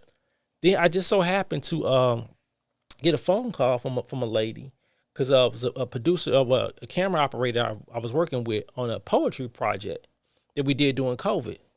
And he was working with this producer who was working with a lot of nonprofits. And what they were doing is they wanted to tell these human stories of people that the nonprofit serves. Okay. So I saw what they had, and I was like, are you open to doing these a different type of way? And they was open for it. So I was able to go in and tell these stories of these people in a very cinematic, story-driven, docu-style way. Okay.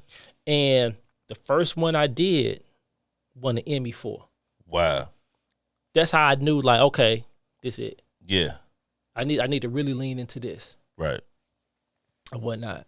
So yeah, man. So that's when you start getting signs like this, I was like, you know what? I didn't give up on telling people stories. Yeah. I just had to tell different type of people's stories, put myself in a different position. Okay. You know. What was this story about?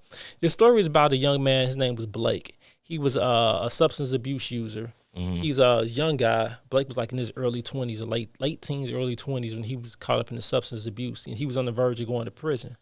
So it was a program called Gateway to Hope. Mm-hmm. No, not Gateway to Hope. Hope Creates. Sorry about that. Hope Creates, and what they do is it's a nonprofit that they help adolescents, young youth, and young adults who deals with substance abuse, and how they help them with art therapy, basically. Okay. So it was his story of that, and then we highlighted his journey, his story, but then also he was into photography. Mm-hmm. And so we connected the two or whatever. And then the way I told it, man, was really, really powerful way. Really brought the story to life. And man, like did that and did several other projects along the way. Then I ended up winning like two other Emmys out of that, from like doing those type of stories also. Yeah. Yep. That's crazy. Yeah. So you found the bag. How long did you stay in that bag? You still in that bag, or I still because I love documentaries. Mm-hmm. And I've been fortunate enough to tell some other ones, edit some long form documentaries. Actually work on a few. It was the one we did a few years ago, centered around the petrochemical companies that a lot of people don't know about. Man, like these chemical plants were going around and being built in these inner cities and underserved communities, man. And they was saying like they give all the people jobs and stuff like that, but realistically they killing the people in the community and killing the workers because of all the smoke emissions. The films and stuff. Yeah. I saw a doc about it. Like I'm a doc guy. Mm-hmm. I love docs. I saw something about that. It was a lady that lived behind a chemical company they had built. Yeah. And like all of the people in this community were like getting cancer and getting lung problems. Yep. And we probably was the same one. Was it the black one? Was it a black community? I think so. Yep, because the ones we highlighted, there was one we highlighted three. We highlighted one in the 5th Ward in Houston. Then we highlighted one called Cancer Alley in Louisiana. That was a popular one. Then also we went to the one that was the hometown of the petrochemical companies in West Virginia. Where are these shows at? Right now, this one was done through the Hip Hop Caucus. Okay. So it's on YouTube right now. Hip Hop Caucus, and it's called the Oil's last life, Big Oil's last lifeline. Mm-hmm. I didn't come up with the name, and the director I was working with at the time, she had a whole nother name that was doper. And but yeah, they up there now. It's funny because you mentioned that because actually I showed somebody that just yesterday. Straight up. Yeah, I'm about to look at them. Yeah, I looked at it yesterday, man. I was like, these are pretty cool. Yeah. Yeah. That's dope, man. So you made a statement that was very interesting. Creating something out of nothing is difficult, but then monetizing that something is very draining process. What you mean by that? Basically, what it is like we have these ideals, right? Right. Especially as creative artists, we birth these ideals. It's almost let me say it like this. Maybe it's you give birth to a kid, right? You give birth to a child, right? And then you're trying to bring that child into the world to be a certain type of productive citizen, right? But you, for some reason, you just don't know how. Exactly. You know what I'm saying? It's just like these ideals. Yeah, it's out there, but like nobody is showing you the way or showing you the guide. And it's just these barriers. It's the same thing with creative ideas. You birthed something from nothing. Now it's here. Like, but what do you realistically do with it? Yeah. Because sometimes it's not always as easy as putting it out there. Like people are like, we're gonna do this to go viral. And you can't just predict on how things are going to go viral. I don't care how many ads you see. Exactly. And stuff like that. The algorithms and everything just have to line up. The right eyes have to see something. In the timing of all that, it's just, it has to be in your divine creation on that. But you can try to do things to where you can put yourself in positions to monetize off of stuff. Right. But as artists, sometimes I notice that we get in our own way because it's what we think we want. Yeah. And that's fine. But do everybody else want it? Yeah. But then it's like, okay, now I'm giving every people what they want. I'm giving people what they want. But now is it what we want? Yeah. So it's that's why I say the difficulty in really monetizing off of, because I mean you can. I mean, like I said, if I really wanted to really like be running the bag up, I would have stayed doing reality TV. Right. You know what I'm saying? Right. But is that what I really want at the end of the day? Yeah, You know? and I think that's the creative separation. It's a hard thing to do because you want to create because you love creating. Yeah. But you might not necessarily want to create a certain thing, but if this certain thing is what pays the bills, Yeah. now you stuck. Yeah. So it's hard. It's easy to get stuck in that bag. Yeah. Another thing I think is it's really hard for creators to like build a team. Mm-hmm. Like a creator should put themselves in position to just create. Yeah. Your team, you should have somebody that their job is to figure out how to monetize this. Mm-hmm. You know what I'm saying? Yeah. It's very hard for us to do that. Yeah, it is. Because it's like, it's our babies, and we don't trust everybody with our babies. Yeah. But like you said the key thing, man, like the team. So like it was a podcast that I used to listen to called Entree Leadership. Mm-hmm.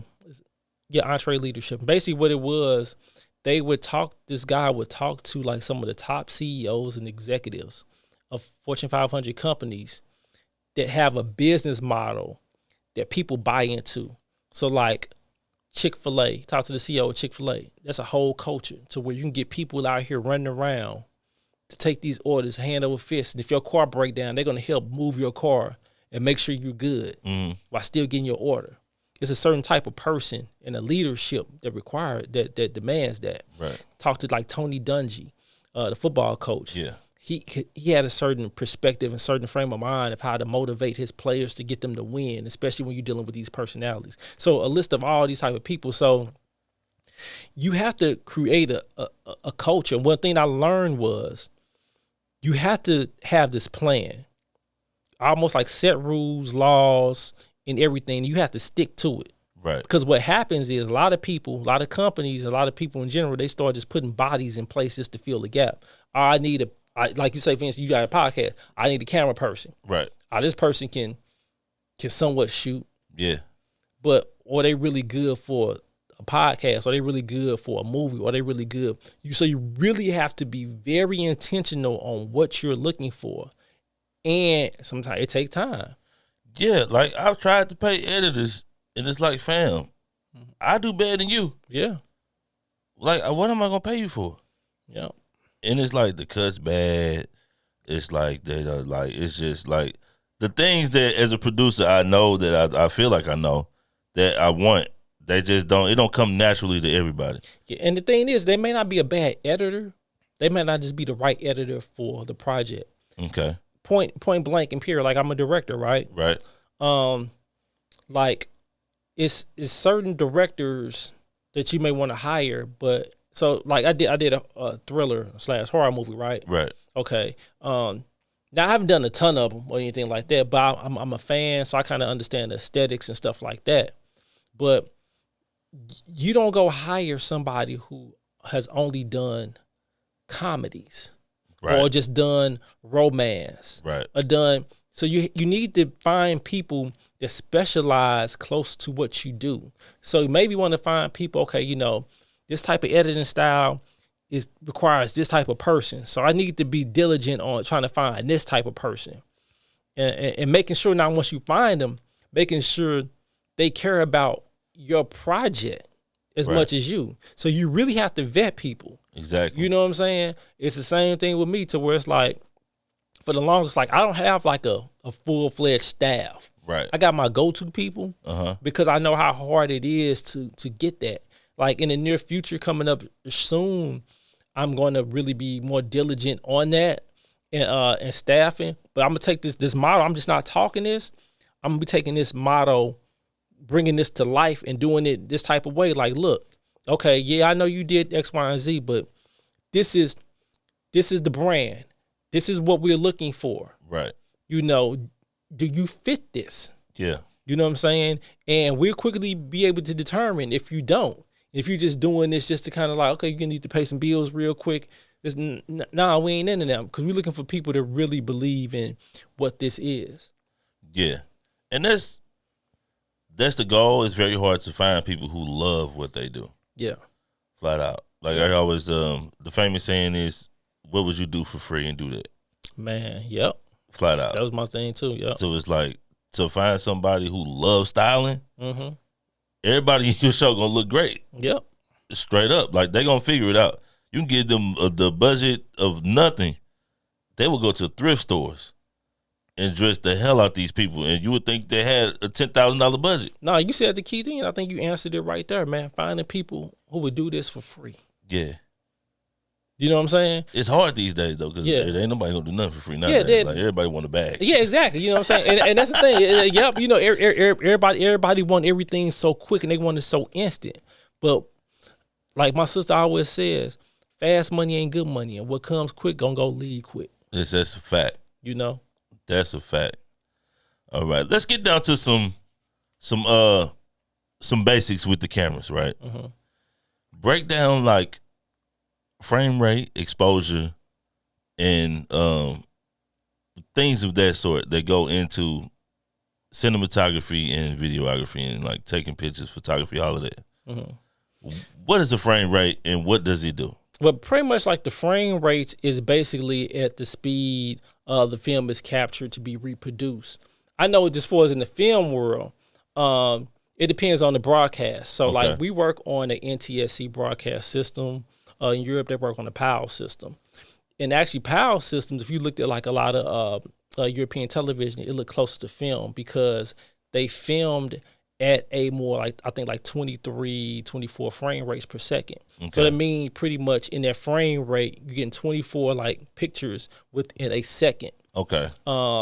So as you spread them out, it's like more of a little jitter, right? So it creates more of like this illusion of how can you really explain it? Because you have to, when you see it, right? That makes it more dreamy in a sense, not real. Okay. So how I always put it is like if you look at the news and you look at the movie. Right. The news is almost like you're right there with the people. Yeah. Because they shooting that at like 30 frames per second and even sometimes 60. But they normally shoot at 30 frames because it's closer together. So that means the image is closer and it looks more sharper and cleaner. Right. Right. So so understanding the broadcasting and where you want the placement of your frame rate to be is based on where the final delivery is going to be. So like I say, news, they shoot at 30 frames per second. So it looks more like realistic. It looks like more like, it doesn't look like a movie, you know, and then movies, they use lesser frame rates, 24 frames. Now getting into higher frame rates, like 60 frames, 48 frames, 120, those are used primarily to capture slow motion. Right. You know, and these is like just kind of like just doing like these little rudimentary breakdowns. I don't know, like the people that's out here, they really technical, like that. But that's kind of like in a nutshell as far as that or whatever. And then you can take down like even lower to like 8 frames per second when you play it back. You could speed that up and it like real jittery or whatever. You know what I'm saying? Okay. And how I utilize frame rates is based off of the story. So it's time frames that I will use 60 frames per second because I want things to be slowed down and feel a certain type of way and accentuated or whatnot. So, you know, based off of the mood of the story. Right. But then some stuff that needs to be just framed just like it is. Right. So like dialogue and talking, we need that standard. But then, like I said, at 8 frames, you know, if I feel like, okay, somebody having a mental breakdown of something like that, and the world is just frantic, shoot that at 8 frames. Okay. You know, so I do something to emulate that. Yeah. Now the exposure basically is like really how much light you letting in basically. Yeah. And that's controlled through like your f-stop, you know what I'm saying, on your lens, and also your ISO. But the ISO is basically you increase your ISO, it's how much grain you're going to kind of let in, or the threshold based off of the light natural light that you have around you. So if you're outside, you use normally like a lower ISO. Right. And then if you're in a darker area, you use a higher ISO. But then you have to be careful. If you go too high, you start introducing the grain noise. Yeah. You know, so and then like I said, the f-stop is pretty much almost like your iris in your eye.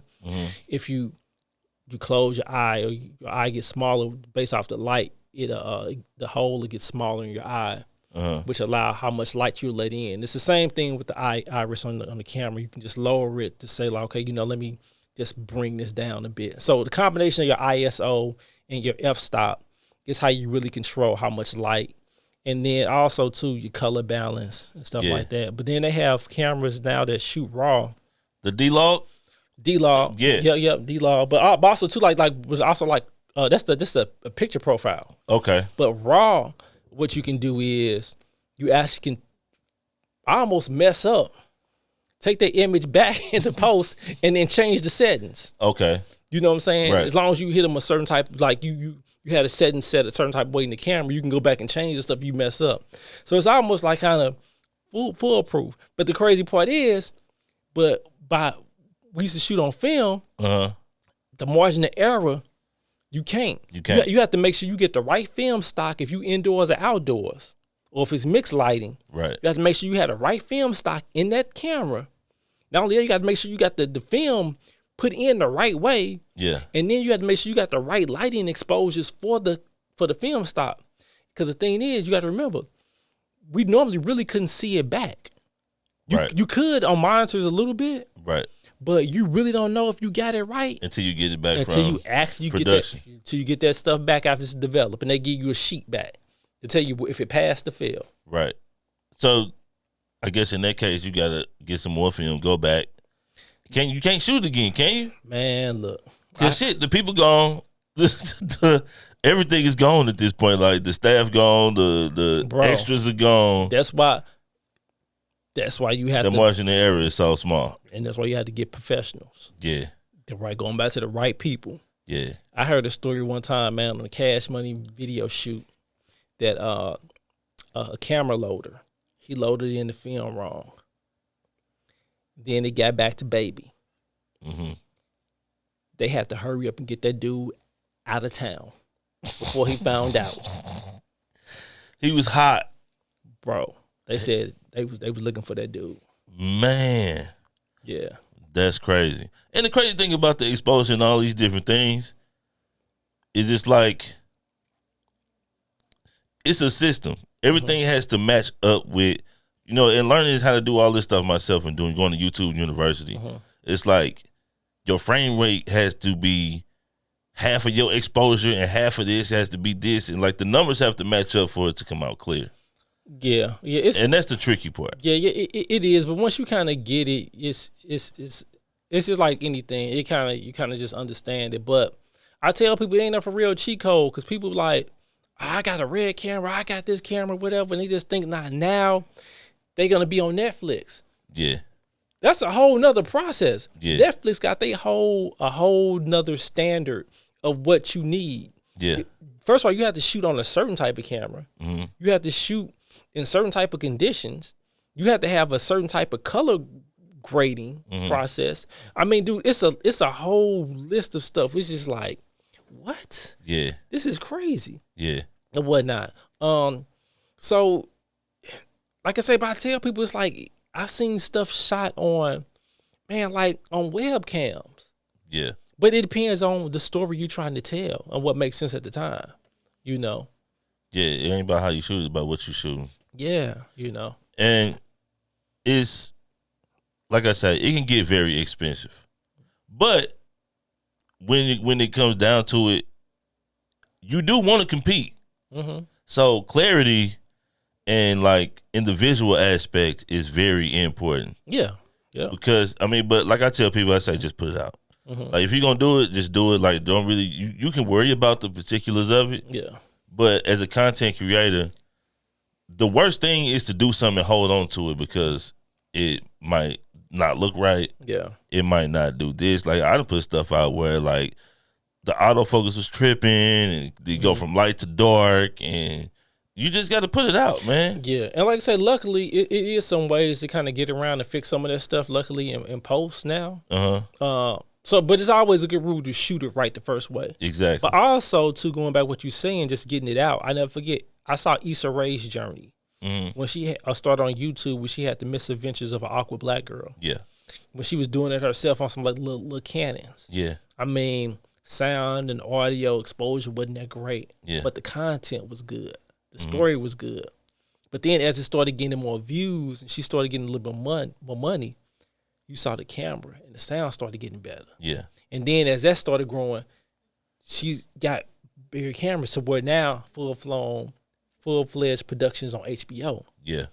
That's what you call investing in yourself. What happens is a lot of people, it worked the first time and they stop right there and they never invest in themselves. Yeah, because they roll with the if it ain't broke, don't fix it. Yeah, and if then, we making money off of it, then we just keep doing like this and just keep making this money. And that's what ended up happening, that stigma with that whole the Tubi movie thing. Yeah. They felt like, oh, well, people watching it and it's making money. If it's not broke, don't fix it. And it's just like, nah, because it goes back to what I'm telling people. Like, a lot of people can do those type of movies. Yeah. But now you get the attention of a major production company or major studio that say, hey, look, we've been hearing about you. Let's see what you got. Yeah. And they look at your stuff and they're like, nah, we good. Yeah. You never leveled up. You know what I'm saying? So you got to level up. So all these young, all y'all young directors, producers, cinematographers, editors, don't get stuck. Don't let the clients dictate your growth. Yeah. Don't get stagnant. Keep elevating your craft. Yeah. Because if you get hot, when you get hot or whenever you get hot or somebody major come along, you want to be able to make sure you are keeping up. Yeah, it's time to perform. Yeah. At a high level. Yep. Straight up. All right, man. Okay, we've been talking for hell. I feel like I gotta talk to Daniel for another 2 hours. I ain't gonna cap to you, flat out. Let's divulge this professional iPhone camera thing. How you get a professional iPhone thing like that? You know, that was just a joke because when I saw that, I was like, oh shit. The crazy part is like, I never forget. I did a trip over in Montreal. My homeboy Lance, shout out to Lance, a photographer here in St. Louis. he decided to get a collective of photographers together to go on a trip to Montreal, Canada. Okay. In there, he recruited models and stuff like that. And he set up these different like little seminars and workshops, and he needed to document it. So while he was doing that, I was documenting it with my video camera, and we had the model set up and stuff like that. I went on ahead and took out my camera, my iPhone, and was taking pictures. But I was make sure I framed them up and stuff like that. Yeah. Did I like kind of doctoring them up in like some little apps and stuff like that. I posted them. People was hitting me up like, "Yo, I want a photo shoot. I want a photo shoot." I was like, I don't do photography. Yeah. So I said, let me just put this in here. It's just a little joke. Yeah. I'm professional. But I do know people, man, who gets down with their iPhones. Like my homegirl Danielle Elizabeth, she's a PR person, man. Like she does some great stuff with her iPhone. With just cell phone, period. Yeah. Cause and just with apps and stuff like that. You know what I'm saying? Like I was telling you earlier, even with podcasts, man, a lot of people come to me and say, I want to do a podcast. What equipment, what camera should I use? I said, look, you got a camera in your pocket. Yeah. Use your phone. Yeah. If you're going to use the camera, you're going to use the iPhone camera or the Samsung, probably record longer. Make sure you get a terabyte. Yeah. Nah, you can't think you're gonna film an hour on just your internal. 16 gigabytes. It's not gonna happen. Yeah. You're gonna be mad because you're gonna have to. Your phone gonna be full quick. Yeah. But yeah, man, that's dope, man. Last question: with the form of YouTube happening, are you gearing more towards just creating your ideas and putting them on YouTube? You know what? I was big on posting stuff on YouTube a long time ago, but I'm one type of people I never like I really don't monetize off my social media and stuff like that. Because for one, it's like I tell people, like when you're working in the industry, it's hard to do that. That's a whole nother job, and I commend the people who do that and do it well. Because I've seen some people really, really come up off of monetizing off of social media, but it's a commitment. Yeah. So basically, honestly, I view a lot of stuff on YouTube. I don't do a lot of posting on YouTube unless a client needs it. I use Vimeo more to post stuff on. Okay. And basically because of how they have it set up. For one, I was using Vimeo early on because their quality was better, I saw. As far as like in the earlier stages, their quality was better than YouTube. But then now they also have functions to where like I can send what they call a review file to a client, and as they're playing the video, they can stop and make comments and put it like in this little box, and then I get an email back, and it takes me directly to the time code or the point in that edit to where they made the comment to make a change. Okay. And I can go in and make my changes and stuff like that. They have other software to do that now though too. Yeah. But I was utilizing that, so I still use that more. But eventually, I'm gonna start using my own thing, because the one thing I notice is we have to stop getting so reliant on putting our content, putting our ideas on these platforms that we don't own. Yeah. Because we never read them. We never read that fine print. Yeah. And a lot of people don't know this. Like, and I had this experience happen to me on my Mac computer. It was a software called Motion. Motion was the equivalent of like people who edit like After Effects. After Effects is a software that you can use to do all like motion graphics, do all these special effects and stuff. So Motion was that on Apple. One day I went to go open up my computer. I saw it was grayed out with a circle in it. And I paid for the software. Like I paid for this software and all this stuff or whatever. Yeah. And I couldn't open it up.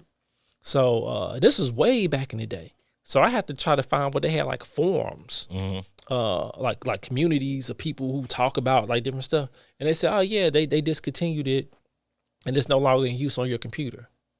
I'm like, how are they gonna do that? And I paid for it. Yeah. But in the fine print, we pay for the licensing of the software. Okay. We pay for licensing, meaning that we pay that up until, because they retain, on whoever created retains the ownership of that. And then at any given time, it's a time limit on that. they can take that away. Wow. It's in the fine print on all this stuff. And then even if you uploading stuff to social media, you giving away your rights. Yeah, it's not yours. Nope. Yeah, on Instagram, Facebook, all of that. It's theirs. Once you post it, it's theirs. So when people strictly do business just strictly off of that, and that's their main pipeline, I was like, dude, create a website. Yeah. Promote on there, direct people to your website. Yeah. Like, because at a given time, they can turn this, it's like how they did in 2020. They turned the switch off on us, and we was in the house. Yeah. They could turn the switch off on us on anything, and your lifeline is gone. Yeah, and that's why I say YouTube, right? So YouTube now is starting to be used as an attention getter, and Patreon is like the funnel. Yeah. So it's like let's say you did a documentary, you would put probably 5-6 minutes of it on YouTube and direct people back to your Patreon to where they can pay monthly to get the full content. So that's what I'm noticing a lot of people doing now, especially long form creators. Yeah. Like the short form creators, they just love it. Like, they post on TikTok, all of that. And that's crazy to me to even like just short form content is like, it's okay. Yeah. But it's messing up the world, man. It is, man, because I'm a long form content person. And my thing is like, that's another thing going back to frame rates and frame size, and a lot of people vertical videos and all this type of stuff, man. I don't come from that world. Like, because then now it's like you have to film, you really, really overthinking how you filming every shot, which takes a longer process because you're like, okay, I got to make sure things are framed a certain type of way because it not only needs to play in landscape mode, but then I need to make sure it's vertical mode, not only story, but also on just the main page and all this stuff or whatever. And I think it really takes down the creative. And then going back to the time frame, when you start looking at your analytics and insight on how long people are viewing stuff, man, it's like, 3 to 15 seconds. Yeah, that's why we talked about the movie in the beginning. Yeah. Because the people don't have the attention span no more. Yeah, yeah. And it's just bad for long-form creators. Yeah, it is. But I feel it's people out there that still gonna rock with it. Oh, yeah. And I'm not gonna I'm gonna still create in a manner of how I feel that I want to create for just what the ideal calls for. Knowing that I can film something short form if it calls for that. And speaking of short, I got a short film that I'm gonna be producing coming up soon, or whatever. But yeah, sometimes you gotta just create, man, and just it's hard to conform as a creator. Yeah, it's hard to conform to what the world is doing, what the landscape of the business is doing. And I always say, just do you. Like, if you do long form content, just do long form content. Yeah, flat out, because like with you, the quality is gone. Keep them intrigued, flat out.